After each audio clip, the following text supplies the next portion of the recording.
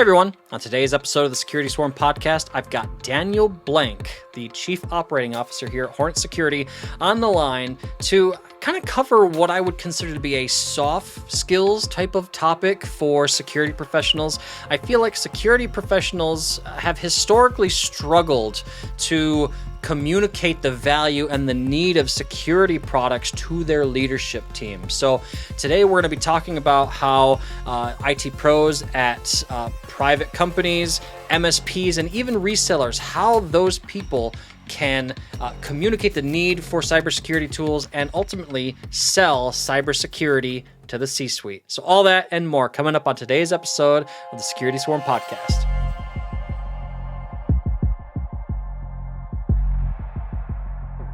Well, hey everyone, welcome back for another episode of the Security Swarm podcast, the podcast that brings you the knowledge and insights straight from the security lab here at Hornetsecurity. As always, I'm your host, Andy Serwich, and I've got a new guest on today. I've got Daniel Blank. How's it going, Daniel? Hi, Andy. Good afternoon. It's fine. How are you doing? Good seeing you. I always start these episodes with an introduction, and being this is your first time on the show, can you tell our listeners a little bit about yourself and what you do for Hornetsecurity? Yeah, sure, of course. So my name is Daniel Blank. I'm one of the managing directors and shareholder here at Hornetsecurity. Well, I was in business for almost 15 years. I started as a sales director and became managing directors a few years after. And before, I was with several different vendors, also in the key account management and cybersecurity. That sounds good. So in other words, you're my boss's boss, right? That's what it comes down to. But I'm really excited to have you on for this particular episode.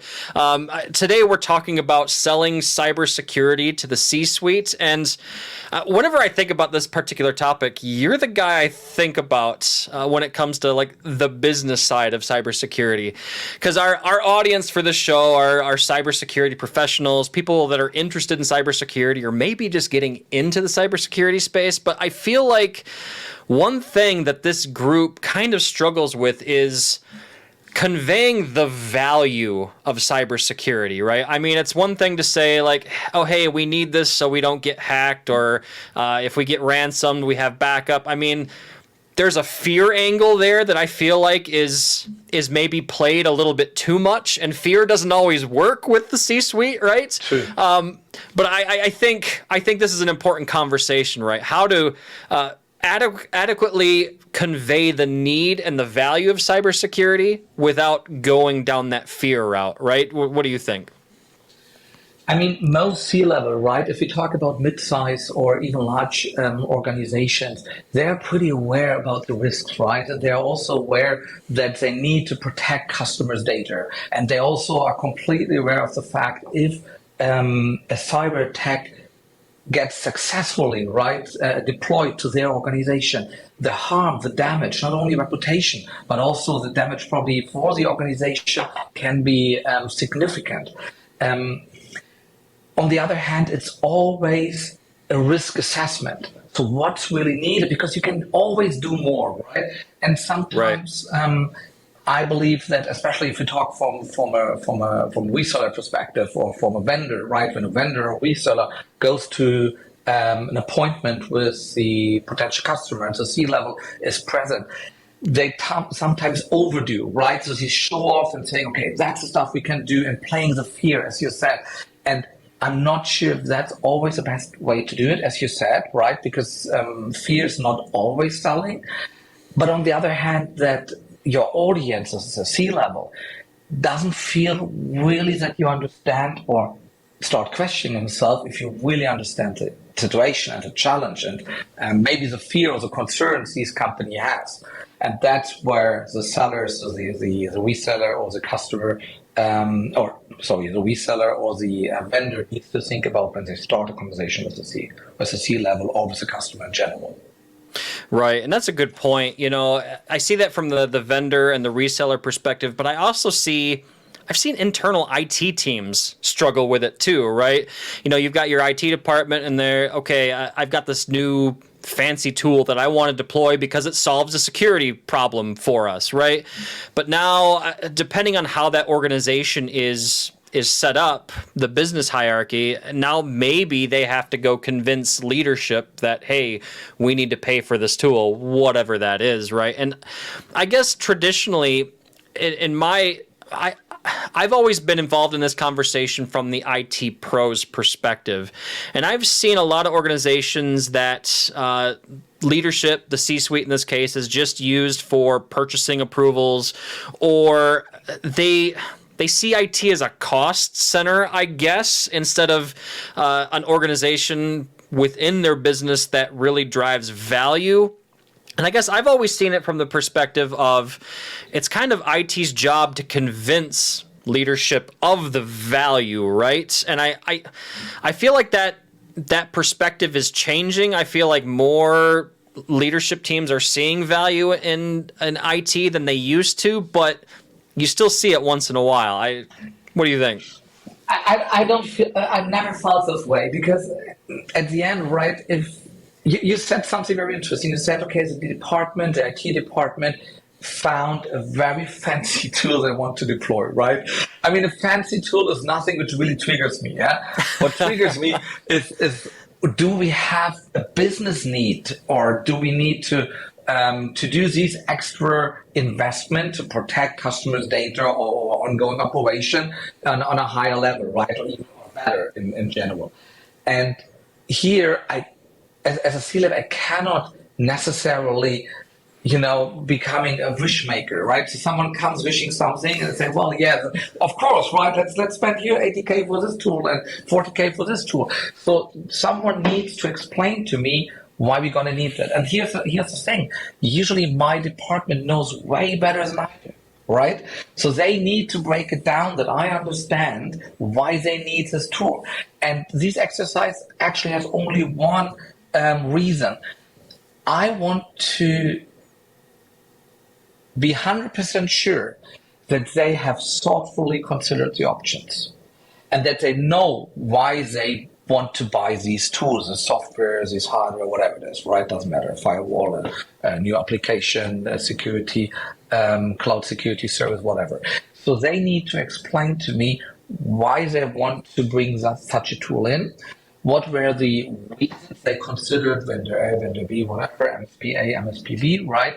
And what they try to protect and why they believe that's the best way to do so. And the last one is important, right? Because, right. A fool with a tool is still a fool. So we need to understand why they want to use that, right? And not saying that's a tool. Perfect, yeah? Right. So, no, yeah, why do you need a tool? Is there other ways to do it? And the answer is probably no. Yes, and if the reasons are valid and someone really thought about it, then we should buy this tool. And then it's absolutely up to the department to decide whether it's tool A or B. Right. I think you put it perfectly there. And I'm going to put that saying in my holster for now. And that is, a fool with a tool is still a fool. Right. And I think this comes back to communication ultimately, right? Because at the start of that conversation we just had, I mentioned, hey, here's this fancy tool. And what you said was, well, fancy tool doesn't really speak to me. It comes back to, does it solve a business need? Or does it solve a business problem that we have, right? And I think so many IT pros and cybersecurity professionals get mired down in the technology of it, how it works, what's the technical solution it solves, and they don't stop to think about what is the business problem it solves, right? So I think so many people in your internal IT department struggle to communicate that. And yeah, what you said earlier as well, the C-suite, they know what the risks are, right? They know what the risks of inadequate cybersecurity measures are, and fear doesn't always work. So it comes back to that business case, right? And I guess circling back to communication being critically important in this conversation, right? The business needs, right? Is it critical? Do we put something into jeopardy? Is it something, as I said earlier, we want to strive innovation, so we want to do something different? That could also be a good motivator for C-level to join any kind of external meetings to assess whether a tool or solution is the right one for us. And also to make a kind of a balance, right? Because we can do it, we can secure, or we can have more cybersecurity, and we can use A, B, C, D, E, F, G, right? So many additional layer. The question is that is the most important and the most pressing topic in cybersecurity, right? Because we can't spend the money, we can spend money only once. So that's why we need to think about what has a higher priority. Is it this or is it something else? And once again, it comes down to the IT department, because the IT department needs to explain to me why this is an important project, right? And why it's absolutely justifiable to make this investment, and that's what probably are the upsides or the risk we really can mitigate with this new solution. But I mean, talking about internal communication with the C-level as an IT department head. I mean, there are so many waivers, right? That it's really hard to make maybe a statement which is valid for every single organization. But if we talk from our reseller MSP perspective, that's a different story, right? So we go to a potential customer and want to pitch a solution, right, which we want to sell to them. And here is the same situation. We probably have a C-level in the audience. So the question is, how do we get our service, our cybersecurity solution placed at this customer?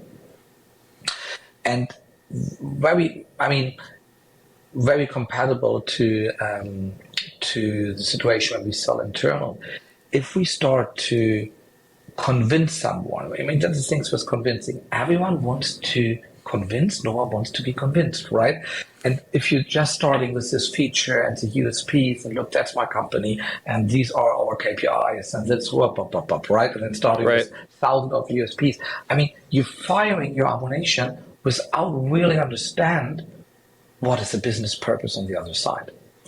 And that's where I believe good SAID starts to ask questions and having the understanding that you don't need to get all these questions answered in the first conversation.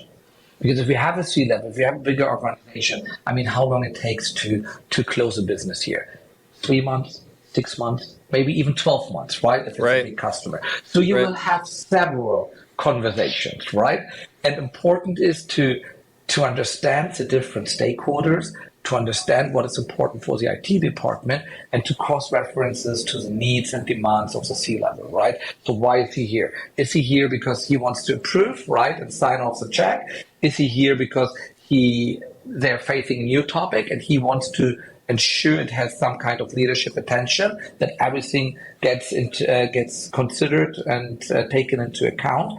Or, as we said earlier, is it such a demand, such a high does it just get so much attention because maybe something happened recently, so they were a victim of a cyber attack, and that's why they have the attention here. But whatever it is, we need to understand, we need to ask the right questions, and also really ask questions to understand. Many people ask questions. I had it this morning, nice, very typically. I mean, we all will know that.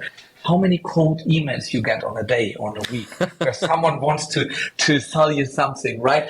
And the way how they start, they ask questions, but not to understand. They ask questions like, do you want to lower your CSC, your customer acquisition cost, right? The money you spend to customer significantly. I mean, what do you expect me to answer? No, I love to spend more money than needed.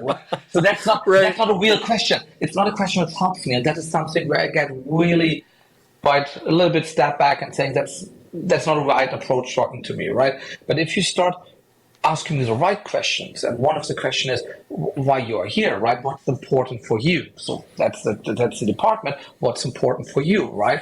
And once you understand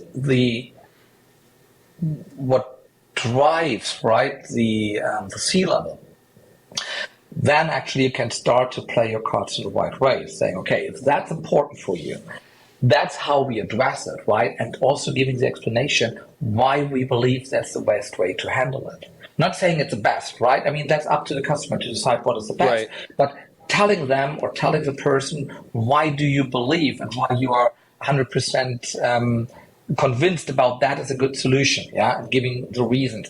Once the C-level starts to believe that you understood his challenge and that you are a valuable asset it, right? Because you have a lot of experience, you understand this challenge, and you're starting to make sensible suggestions how to address it. That's what we call become a trusted advisor, right? It's getting a little bit smooth because everything I want is I want to have something in the right hands. People thinking about stuff, making soulful decisions, right? And getting someone they can spare. If the vendor or the MSP is the right person to spare with, then it's great because then we get a solution which hopefully we can implement easily, justify the cost, and getting more security layer or more safe in general. That's all fantastic advice. I feel like I just took a crash course in C-suite communication, right? A lot of good information there. And one thing that you mentioned kind of stuck with me and kind of leads into my next topic a little bit here.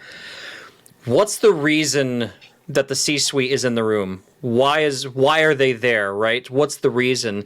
And you mentioned one possible thing being like, hey, there's some new thing in the business or some new part of some new business problem, and that's the reason they're there. And one thing that I see driving that type of situation would be compliance, right? Either new legal compliance requirements, compliance. Yeah, absolutely. That's absolute common way. I mean, we have GDPR, right? A lot around data privacy, which actually really pushed a few years ago, right? A lot of leadership teams to reconsider the way how they do stuff, right? And also knowing that you have a lot of penalties if you are not in line with all the GDPR and data privacy regulations, but also more feared about the consequences if you have a leak, right, in regards to your reputation. And that's actually started to really bring the C-level in. Other topics we have, of course, any kind of insurances, right? So we have a lot of insecurity awareness services. We see the reason that business insurances require backup security awareness, right? And that is a new topic for them. So they want to understand what do they need to do to be compliant with whatever the insurance probably is asking for, or legal requirements as well. And here, I'm pretty sure when a C-level enters a conversation with a vendor, with an MSP, from a legal perspective, he has already made, hopefully, right, he already digested the information he got from a legal advice. So he understands the boundaries he can move in and what he needs to comply with, and then so on and so forth. But still, he has the legal requirements and wants to be sure that whoever he's partnering with understands what actually is required by law, right? And wants to understand that the solution is operating within these legal guidelines. Yep. And he will comply, right? Yep, and that makes all kinds of sense, because now you're getting alignment from what their expectation is along with what a potential product can do, right? And correct. One thing that our listeners know that I like to do on a regular basis on this show is I love to give examples, right? Because I don't know, for me, an example helps me learn a topic to bring it into the real world, right? So, and because I know our products here at Hornetsecurity, I always use our products as an example, right? So if I'm, if I'm in the C-suite and I know that, hey, we're stepping into, I don't know, a HIPAA situation, right, where I need to be HIPAA compliant. I know that secure communications is part of that. So now I'm thinking email encryption. So if I was, as the IT person, going to bring a potential solution to you, I would say, hey, we've got email encryption with this Hornetsecurity product. Sure. Here is the cost. This is the business problem that it costs. And then you, as the C-suite person, it's up to you to decide, is the cost worth the problem that it's solving, right? And at that point, at least I think you have all the information you need to make that decision, right? Well, that's often not the case, right? I mean, right. Usually it's the same. We start a little bit to test the water. So if someone comes up and, as you said, we stay with this example, right? We need to operate HIPAA compliant. So coming up with a solution for email encryption. And my question would be, okay, what is the risk? Yeah. And I want to hear the risk from the person who's pitching it, right? Because I want to be sure that he understands the issue and saying, oh, well, the risk would be if we send information unencrypted, right? And we sent it to the wrong person. Yeah, that might be right? So that might be a risk. If someone really get in the middle, so we get any kind of successful cyber attack, and they get to our email exchange server, so they can easily, pull out this information. That's where I start to think, okay, well, what kind of information do we have? All this information you mentioned, are they only stored in emails, or is there some server database somewhere else where the data is, right? Yep. And then the answer will be yes, right? The information are different on different positions or different, different solution, different storage systems. So, and then having this discussion, okay, which is more likely to get compromised, right? Is it really the exchange server, or is it probably the storage afterwards, or is it wherever? Yeah? And then thinking about, okay, how likely it is that this one gets compromised or this solution gets compromised. How huge would the damage be, right? In terms of how easy would it be to pull out the information here? And then thinking about, okay, should we secure this one first, or is it a different way to secure the storage system, the database, or should we really start with email security? And then within the email security, making the differentiation between that's internal communication and customer conversation. And we thought about other solutions, like maybe instead of having this in email, put it somewhere on a on a closed portal where our customers can retrieve the data. Right, there's pro and cons, and then we can discuss all these different solutions. And if I come to the conclusion that my team has really thought about all these options and still get to the conclusion that that's the most important pressing part to solve, then we solve this first, right? And I don't know if it's really, I mean, the budget, things are not budgeted. It can be a legit response at any time, right? I mean, we can still budget this next year, because the nice thing is in email security and cybersecurity in general, we will have this issue next year as well. So if we cannot do it this year, we should prepare for next year, right? And plan it into the budget. And the second argument, or the second point, where probably sometimes budgets are not given for certain projects, is maybe the C-level doesn't see the value, right? And it's probably just too polite to say it's straight, right? So I'm German, I would tell you straight that I don't believe we should spend the money. But others probably say, okay, no, there are other projects, we don't have the budget to this and this. And if that's the case, that other projects are more pressing, more important, I mean, a good thing you can do, as getting back to the reseller or even internal, to make clear what might happen, right? Telling, okay, I understand that we don't have budget, we can put it on ice maybe next year. Just be aware that is the risk we are exposed to, right?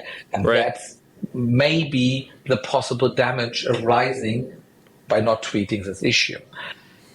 And that changed a little bit the dynamic, because it depends, right? If you're a CISO, if I would be a CISO, that is my responsibility. Right. And the one thing I don't want is that someone tells me afterwards that I knew and didn't handle it. Right.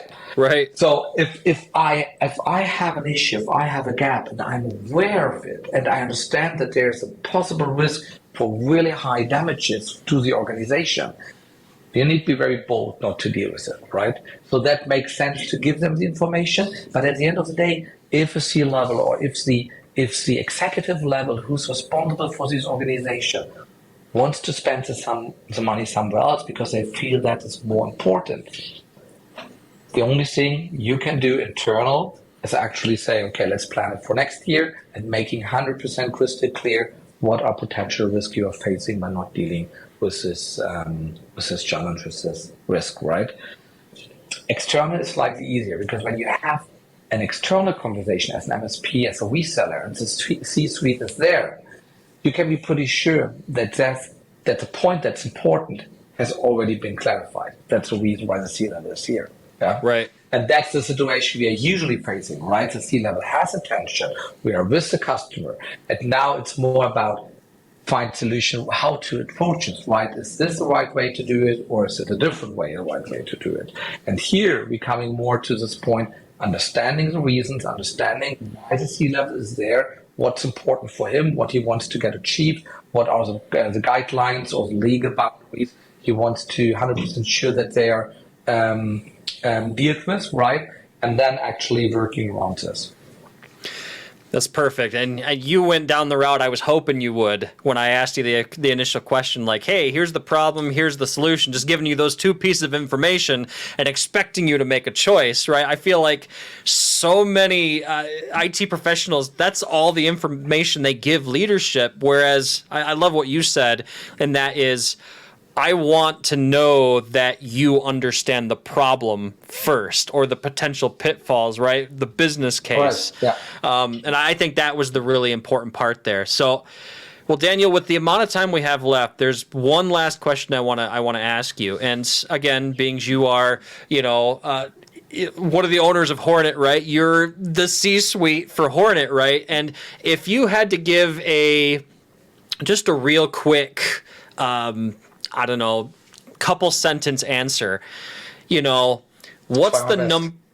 I'll try your best, right? What is the one thing that if I'm an IT person trying to convince you to approve a purchase of a piece of software or something inside of the IT department, what is the number one thing that would convince you?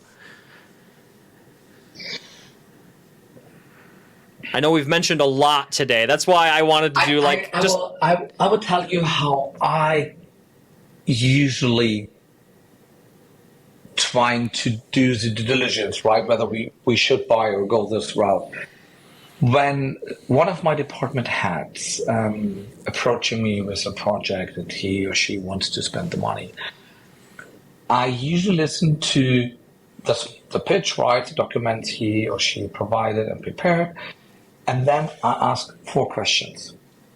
4 questions, and these questions vary. It's just about, I'm trying to find out if they really thought about that, right? What happened if we need to get out of the solution? Is there a way back, right? Can we retrieve the data? How do we do the migration, right? Typical other question I ask. Why is this solution better than the other? Can we do it internal, and what would it take? This kind of questions. I cannot judge the answers, right? Because if they're telling me, oh, it will be easy, it's just 6 months or whatever, 6 months migration, or if you say, okay, how to get out, there's an API, I can pull out the information, it's free of charge, or I can do a parallel request to get the data out with 5 terabyte data in, it will take almost 2 months, but we get it back, right? But he thought about it. He didn't think about only how to get in a solution, he also thought, or she thought about how to get out just in case, right? And how do I get my data from other systems I utilized so far in this new system or into this new solution? So how does it look at my entire hierarchy of software, hardware, whatever I have to protect the organization, right? So a little bit, not only I want this tool and I know everything about this tool, also all the other stuff, right? How is the support? How to integrate? How do I get out? And that's where I usually come to the conclusion, okay, this person really thought about it, made his homework, right? So let's go for the solution. It sounds good. It makes sense to me, right? Yeah, the budget, I need to deal with the budget for sure, but it makes sense and then go for it. And that's actually what I do if someone approached me with a new cybersecurity solution. That's fantastic advice. Daniel, it's been great having you on today's episode. Like I said, I feel like this is a part, this is an area of the business that a lot of IT professionals, a lot of cybersecurity professionals struggle with, so hopefully you listeners out there, some of the insights and knowledge that Daniel has provided today really helps you out in that's part of your role. So Daniel, I want to thank you for taking some time out of your very, very busy schedule, I know, to come and talk to us today. I really appreciate it, and hopefully we'll have you back on for another one in the future sometime. Thanks for having me, Eddie. Talk to you soon. Yeah, definitely. Sounds good. And all you watching, again, feel free to smash the like and subscribe button there, as they say. If you found value in today's episode, we're available on all the major podcasting platforms. So be sure to check us out there. We mentioned some Hornetsecurity products in this episode as well, too, like the email encryption. That's part of a larger suite called 365 Total Protection. If you're interested in anything about that, I'll be sure to put a couple of links down in the episode description for you to check out in case you're interested. Other than that, we'll let you go. Stay safe out there. Have a good one. We'll talk to you later. Thanks for watching.